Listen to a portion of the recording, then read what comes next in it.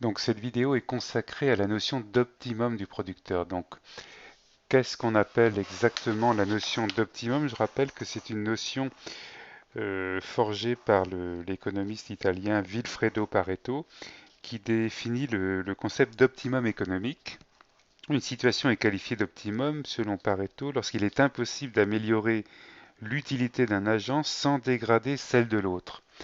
Alors, transposé au cas du producteur, c'est rechercher l'optimum, c'est rechercher la production la plus élevée possible, hein, envisageable, compte tenu des ressources dont il dispose. Ce qui veut dire choisir une combinaison productive qui permet d'atteindre cet optimum, c'est-à-dire une combinaison productive elle-même optimale. Alors, dans cet exercice, nous allons montrer comment on peut justement déterminer la combinaison productive qui permet au producteur d'atteindre le volume de production le plus élevé possible compte tenu des ressources dont il dispose, c'est-à-dire son budget. De même que le consommateur, eh bien, il maximise son utilité ou sa satisfaction, hein, sous contrainte du budget dont il dispose, ben, il en va de même pour le producteur. Et bien entendu, en tenant compte du prix des facteurs de production, puisque ces facteurs de production sont supposés être partiellement substituables. Donc pour bien comprendre la nature de la démarche, on va utiliser une fonction de production, bien entendu, donc une fonction simple comme les fonctions qu'on utilise habituellement en classe. Q, la quantité produite, est égale à L puissance 1 demi fois K puissance 1 tiers. Alors, cette fonction de production, il faut pouvoir la comprendre. Hein. La lettre Q désigne la quantité, hein, donc le volume produit, et L et K désignent respectivement les quantités de travail, donc L pour le travail et quantité de capital, K pour le capital. Alors, on supposera les facteurs de production parfaitement divisibles, ce qui veut dire que l'hypothèse n'est peut-être pas si réaliste que cela, mais que pas du tout réaliste même, qu'on peut envisager d'augmenter, de faire varier le facteur d'une grandeur aussi proche de zéro que l'on veut, que l'on souhaite. Alors, c'est pas réaliste, mais sur le plan de l'analyse, c'est une hypothèse intéressante. Nous allons voir. Alors, les élasticités, les exposants ici, un demi et un tiers, sont en fait des élasticités. Ils nous disent quelle est la variation de la quantité produite qui est liée à une variation de la quantité du facteur. Donc c'est bien un rapport entre deux variations, deux variations relatives. Eh bien, si on augmente d'une unité le facteur travail en laissant K constant, bien, quel sera l'impact sur la production? Donc c'est en ce sens-là qu'on parle d'élasticité. Le concept d'élasticité, vous le connaissez, vous l'avez abordé dans un autre contexte qui est celui de l'élasticité revenu ou de l'élasticité prix relative à la sociologie de la consommation. Alors le prix des facteurs, lui, intervient bien sûr dans le choix du producteur, le prix du capital comme le prix du travail. Donc le prix du travail, P indice L, pour les néoclassiques, ce n'est rien d'autre que le taux de salaire, finalement, le taux de salaire exprimé en termes réels. Donc vous savez, le rapport W sur P de wage over price, donc le taux de salaire réel. Et le prix du capital, que l'on confond généralement avec le taux d'intérêt du marché financier, lui, c'est le prix du facteur capital. Donc on suppose ici que le prix des deux facteurs est le même, ce qui va évidemment grandement simplifier nos calculs. Alors, si le prix des facteurs n'est pas spécifié, on dit que le prix des facteurs est quelconque, donc ça n'empêche pas de résoudre l'exercice. Le producteur dispose, lui, d'un budget fixé, égal à 10. Alors, le budget du producteur, on ne s'interroge pas ici sur comment le producteur a constitué son budget. C'est-à-dire que ça peut être, par exemple, des bénéfices non distribués, donc mis en réserve et consacrés justement à l'investissement dans l'entreprise ou à des dépenses courantes dans l'entreprise. Ça peut être aussi la dette, tout simplement, c'est-à-dire les ressources externes collectées par le producteur qui s'ajoutent aux fonds propres. Enfin, ça, c'est pas, ça n'entre pas dans c'est sous-entendu, ça ne rentre pas dans le périmètre de l'exercice. Bien, alors compte tenu de tous ces éléments, comment le producteur s'y prend-il pour atteindre l'optimum tel que nous venons de le définir? Alors, il existe une méthode intéressante pour déterminer l'optimum du producteur, ça s'appelle la méthode du Lagrangien. Alors, je vous en donne une première présentation, je vous offre une première présentation de la méthode du Lagrangien. Si ça ne suffit pas, je pourrais, avec un deuxième exercice, dans un deuxième contexte, le faire fonctionner à nouveau. Alors, la question à laquelle on répond, c'est bien sûr quelle est la production maximale possible compte tenu de la combinaison technique, la fonction de production de départ et du prix des facteurs et de son budget. Voilà.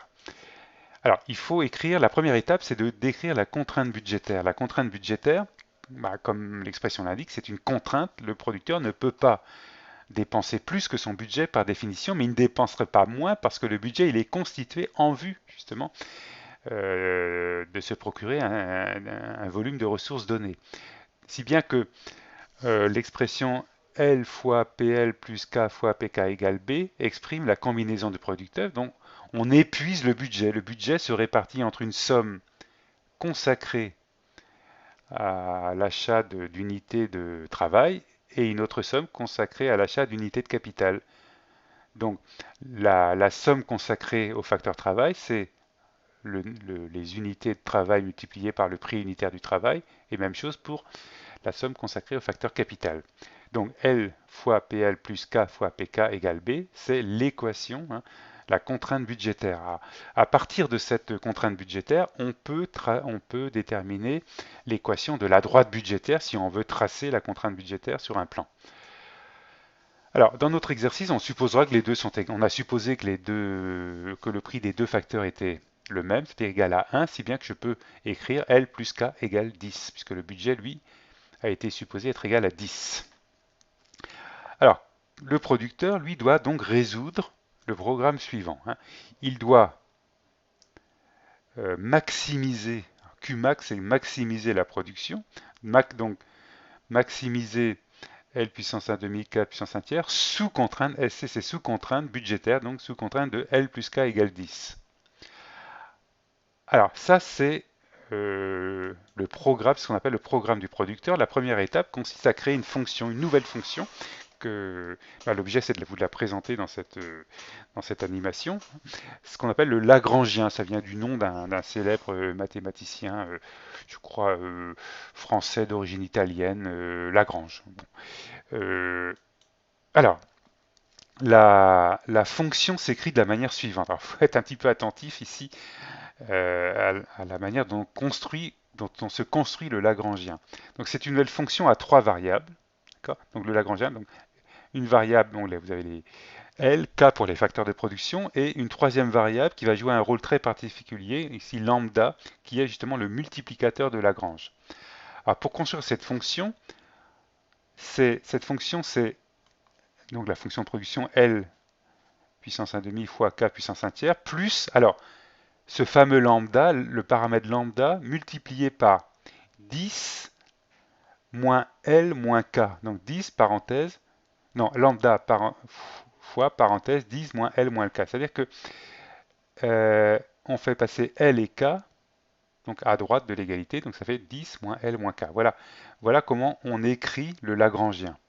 Donc, faire attention à cette, vous devez mémoriser cette façon de faire. Alors, la suite, une fois qu'on a écrit le Lagrangien, l'exercice consiste à annuler les trois dérivées du Lagrangien, la dérivée en L, la dérivée en K et la dérivée en lambda. D'accord?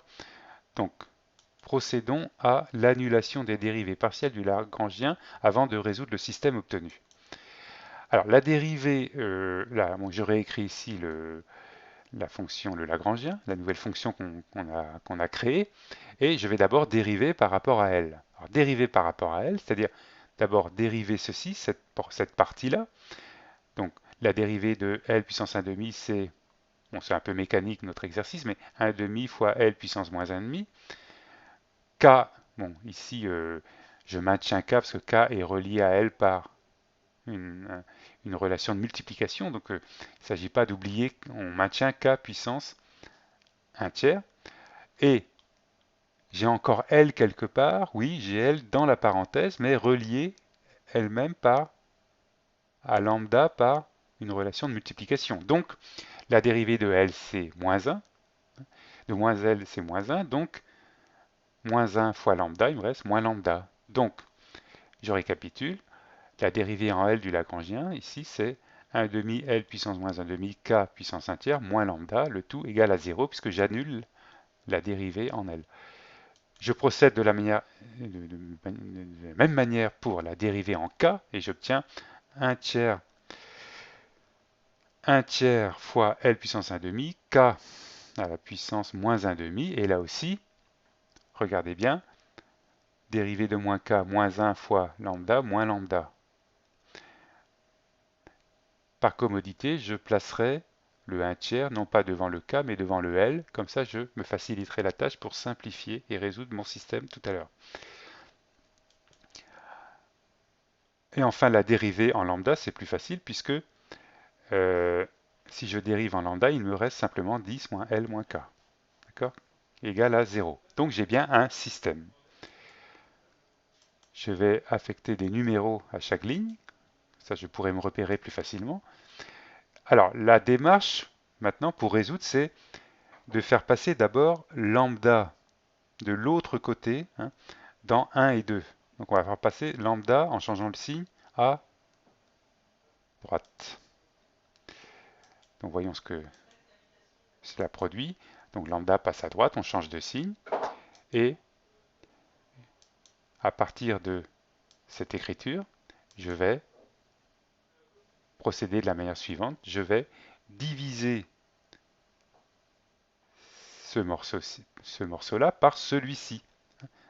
Donc, si je divise, donc d'où le trait de séparation, c'est une division que je fais. Donc ça donne, après simplification, bon, c'est très simple de simplifier lambda sur lambda, c'est égal à 1, mais pour simplifier ce morceau-là, il faut procéder progrès pas à pas. Hein. Il faut se débarrasser des exposants négatifs. Vous connaissez la technique en déplaçant k puissance moins 2 tiers au numérateur et L puissance moins 1 demi au dénominateur. Donc je change de signe et j'obtiens à la fin 1 demi fois k sur 1 tiers fois L égale 1. D'accord? Donc voilà la démarche. Alors, j'affecte un numéro 4 pour me repérer. À partir de 4, je peux déterminer la valeur de k en fonction de L. Le résultat, c'est k égale 2 tiers fois L. D'accord? 2 tiers fois L. 2 tiers fois L. K égale 2 tiers fois L. Vous pouvez vous-même vérifier sur le papier en griffonnant les étapes qui conduisent à ce résultat. K égale 2 tiers fois L. Je lui affecte le numéro 5. Donc, à partir de 3 et 5, alors 3, vous vous souvenez, c'est la dérivée en lambda du Lagrangien. Et 5, c'est-à-dire K égale 2 tiers fois L. On peut donc, en remplaçant dans la valeur de K par sa valeur, hein, obtenir moins 5 tiers de L égale moins 10. Hein. Moins 5 tiers de L égale moins 10, ce qui veut dire que L est égal à 10 fois 3 cinquièmes égale 6. Or, L égale 6, ça signifie que la quantité de travail qui correspond à l'optimum du producteur, je la connais, ça y est, c'est 6. Pour obtenir la quantité de capital, eh bien, je remplace 6 dans la contrainte budgétaire, à nouveau, et je peux déduire la quantité de capital, c'est 4. Donc ça y est, je connais la combinaison productive qui permet d'optimiser la quantité produite, d'atteindre la quantité maximale, c'est la combinaison 6-4. Et je peux même dire quel est le volume de production qui correspond à cela, c'est en remplaçant K et L dans la fonction de production initiale par leur valeur, et j'obtiens 3,88. Alors, la quantité maximale, dite optimum du producteur, est donc de 3,88. Alors, il y a un concept qui est directement lié à l'exercice qu'on vient de faire, c'est le concept de sentier d'expansion. Qu'est-ce que c'est le sentier d'expansion? On l'a déjà calculé, il a été défini dans 5. C'est-à-dire K égale 2 tiers fois L. Alors vous allez mieux comprendre à l'aide d'un graphique ce que ça veut dire. Alors sur ce graphique, on dispose les quantités de K en ordonnée, les quantités de L en abscisse, et on fait apparaître un certain nombre, ici j'en ai mis que 2, mais on peut en imaginer d'autres, des isoquantes, c'est-à-dire chaque isoquante, quand on se déplace dans ce sens-là, vers le haut, vers la droite, eh bien, correspond à un volume de production plus élevé, qui n'est accessible que si le budget du consommateur augmente. Donc, si je relie les différents optimums liés à la carte d'indifférence du producteur, c'est-à-dire les différents optimums qui apparaissent sur les différentes isoquantes. Si je les relie et que je trace une droite comme ceci, que je trace en rouge à l'arrêt, comme si j'obtiens ici une droite. Et ça s'appelle le sentier d'expansion de la firme. Bon, ce qu'en théorie de la firme, on appellera de manière plus intéressante la croissance organique de la firme. C'est-à-dire à partir, quand elle augmente ses capacités de production, donc elle est sur un sentier d'expansion. Alors, il se trouve qu'ici, quand l'entreprise augmente sa production, elle atteint des isoquantes plus élevées, oui. La courbe qui relie les différents optimums s'appelle le sentier d'expansion, je viens de le dire. Ici, c'est une droite. Alors, si c'est une droite, ça veut dire que les quantités des deux facteurs augmentent dans les mêmes proportions. Donc, on ne change pas la combinaison productive. C'est la même combinaison. Par contre, si le sentier d'expansion est incurvé, c'est-à-dire si on a une fonction convexe ou concave, c'est par rapport à la précédente, alors ça veut dire qu'il y a substitution des facteurs. Bon, on pourra revenir sur cette notion de substitution des facteurs de production, mais on comprend bien qu'ici, c'est la notion de sentier d'expansion qu'on voulait expliciter. Voilà.